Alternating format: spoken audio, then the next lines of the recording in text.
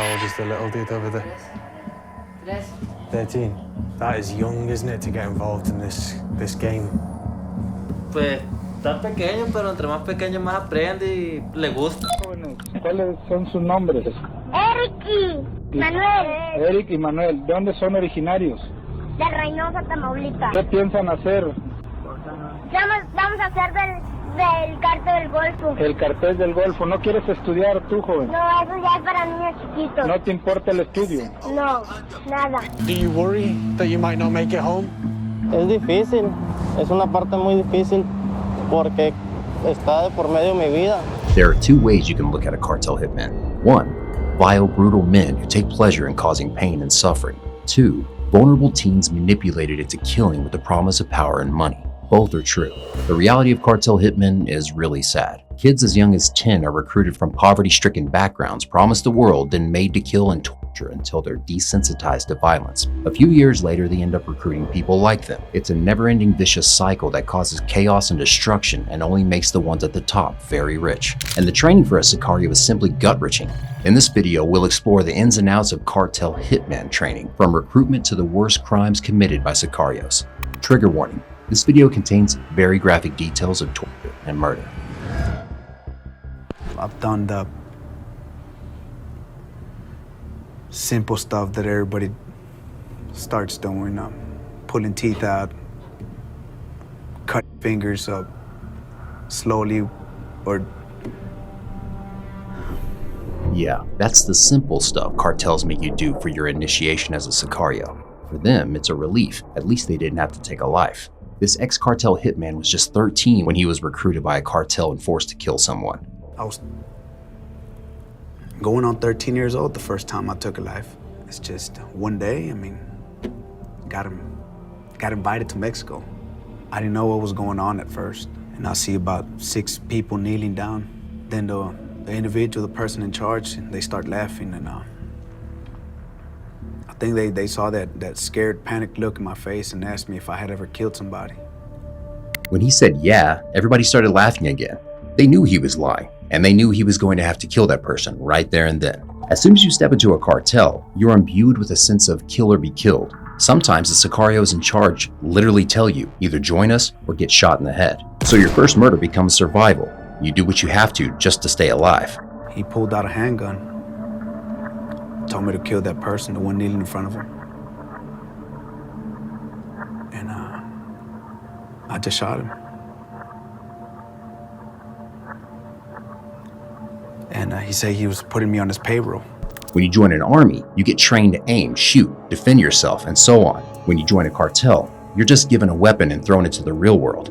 Many Sicarios end up dead or in prison within a few years. They're just scared teens with zero training and fear for their lives. You don't practice with paper targets. It's a constant war zone. You practice with live targets. The people we were using as targets were rival cartel members. There used to be 50, 60, sometimes over 100 people, just like cattle for the slaughterhouse. This is a real story. Sometimes cartels gather up dozens of rival cartel members and wait for the right moment to kill them all. They shove them into a house and invite them to play a game. If you've seen the Saw series, this is the kind of game I mean. They tell him, look, man, if you can make it out of here alive, we'll give you your freedom. These poor people run for their lives as the Sicarios shoot them down. Sometimes the rival cartel members get a hold of a weapon and a bloody war ensues. It's a true horror show. And this is the kind of training teens like this ex-hitman experience. ¿Cuáles son sus nombres? Eric y Manuel. Eric y Manuel. ¿De dónde son originarios? De Reynosa, Tamaulipas. ¿Qué piensan hacer? Vamos a hacer del Cartel del Golfo. El Cartel del Golfo. ¿No quieres estudiar tú, joven? No, eso ya es para niños chiquitos. ¿No te importa el estudio? No, nada. These two boys thought education was for little kids. But just how old were they? Cartels are really good at indoctrination. When you're not part of the cartel, you hear the same thing over and over again. That cartels are cool or badass. That joining the cartel makes you powerful, rich, and earns you the respect you want. You even see El Chapo hats for sale and hear narcorridos playing over the radio. With a little luck, you may stumble upon a TikTok video from a sicario bragging about the money he's made from the cartel. Ven todo este dinero que tengo aquí. Yo no lo gané robando ni siendo narco. No, siendo narco sí. It sounds like the best, if not the only, way to get rich fast and become popular. The problem is, propaganda never shows you the dark side. The constant propaganda, danger, extreme violence, trauma, PTSD, and moral degradation, those are all left out. And guess who is the most prone to falling for this kind of indoctrination? That's right, young kids from poor backgrounds. Some come from households destroyed by drugs or mental health issues. Others come from poor farmers' families that live hand to mouth and show no promise of changing for the better. This is the story of Pablo Escobar, El Chapo, and El Mencho. All of these ruthless, violent men started out as poor boys desperate to make ends meet. Once they did, they learned they really liked power.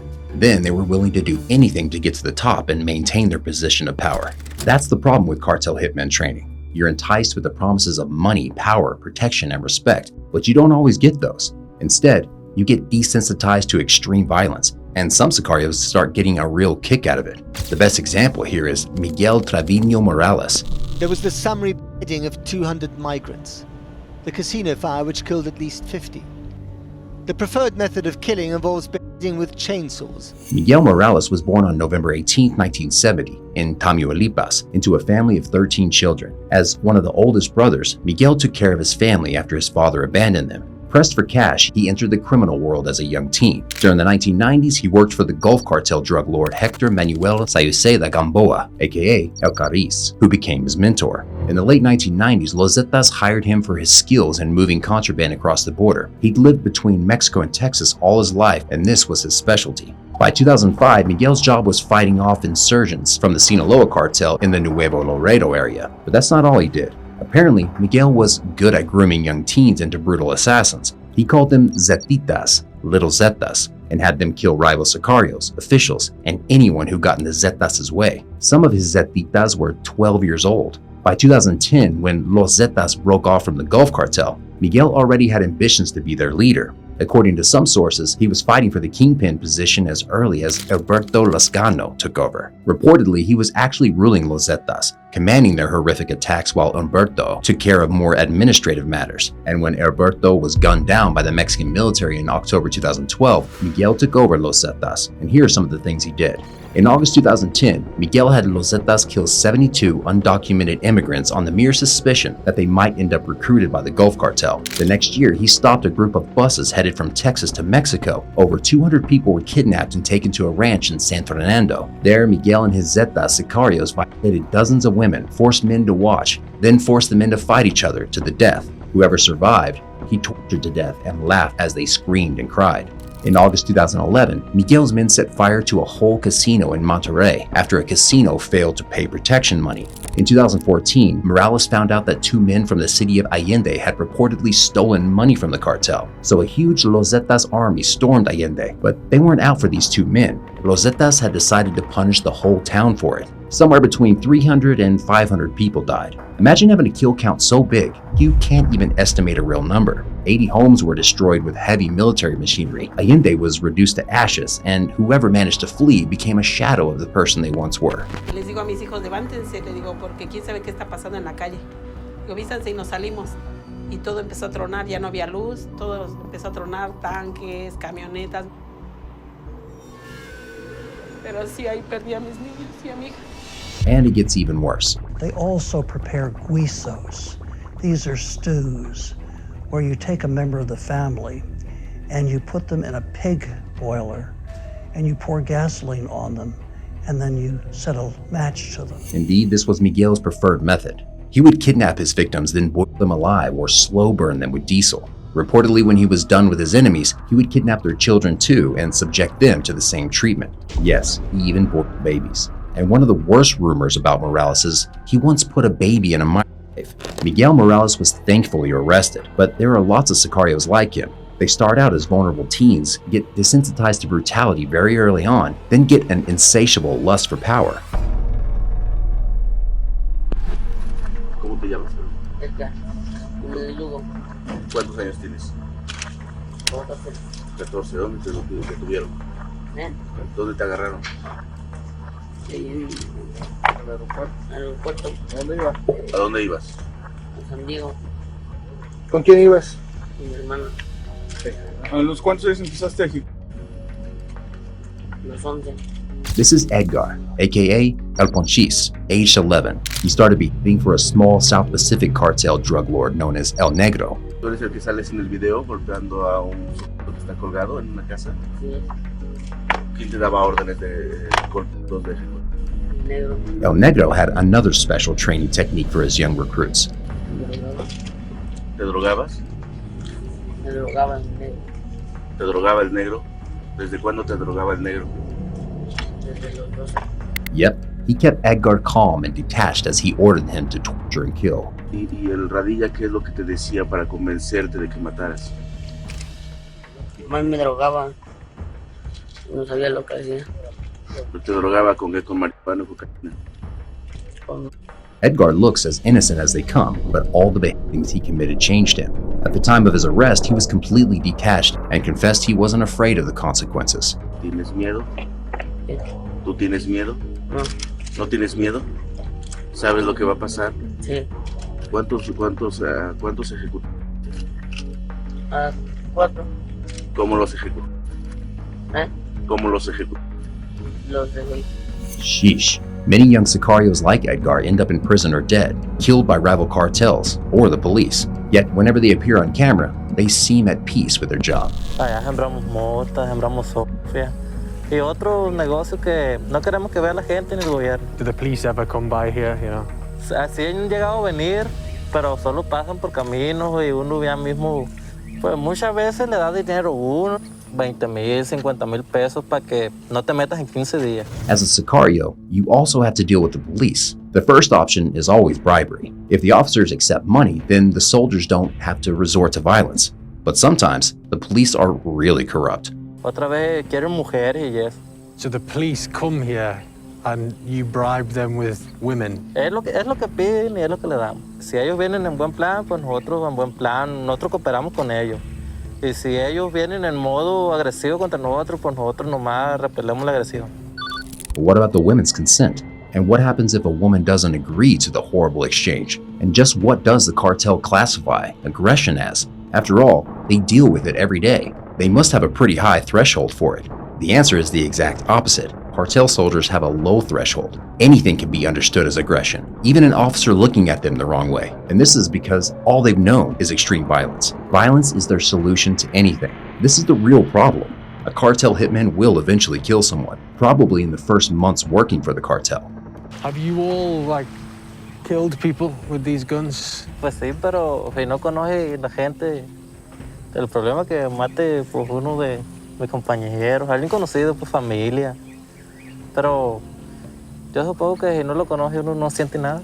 Reminding Edgar's lack of fear or desensitized monsters like Miguel Morales. It's like another human being. Does that ever weigh on the conscience? You know, you think about it.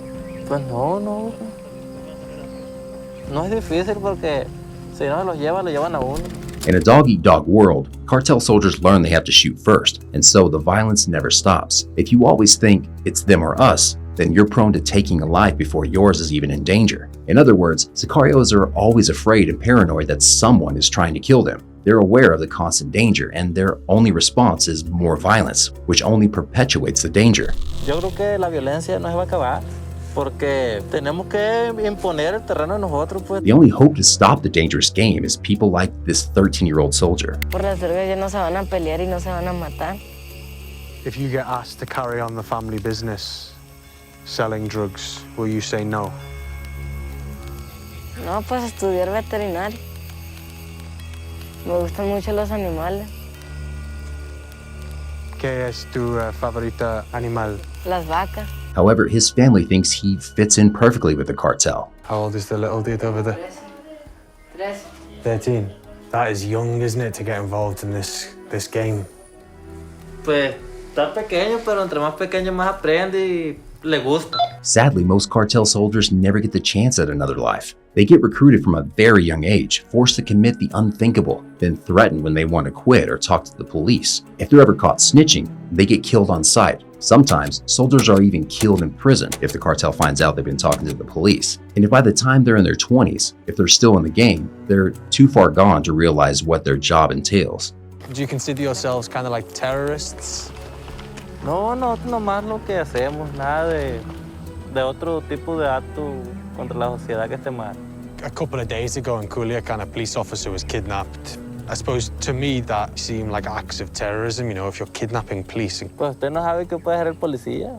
Muchas veces es un policía corrupto que hacen cosas indebidas. Pero alguna razón haber tenido para ese hecho, no, a nadie lo levanta nomás por puras ganas. This just goes to show how deep cartel indoctrination goes. Most of these soldiers simply don't question their actions. Working for a cartel is illegal and morally wrong in every way imaginable. In short, you cause pain and suffering and make money for violent drug lords. The rewards? Some quick money at first. But don't imagine cartel soldiers make as much as El Chapo or El Mencho. And the risk far outweighs the rewards. The life of a cartel hitman is marked by constant danger and the ever-present risk of retaliation. Rival cartels, law enforcement agencies, and rival factions within their own cartel pose huge threats. Hitmen are always at risk of being hunted down by rival hitmen or targeted by law enforcement. This lifestyle can lead to a shortened life expectancy and a constant state of paranoia. There's also a great lack of personal freedom. Cartel hitmen are typically beholden to the cartel's leadership, following their orders without question, and have to move frequently, change identities, and remain in hiding to avoid detection.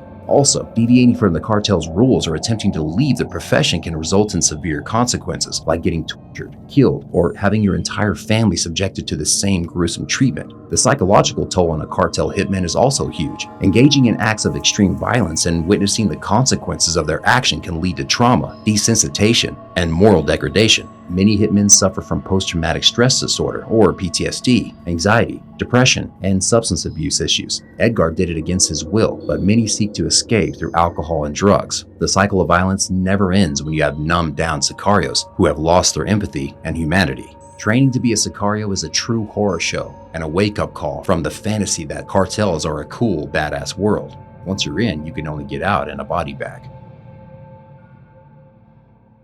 Hey, thanks for watching. What do you think about cartel hitman training? Do you know of any other brutal stories? Let me know in a comment, and before you leave, don't forget to like, subscribe, and hit that bell button. See you next time, and stay safe.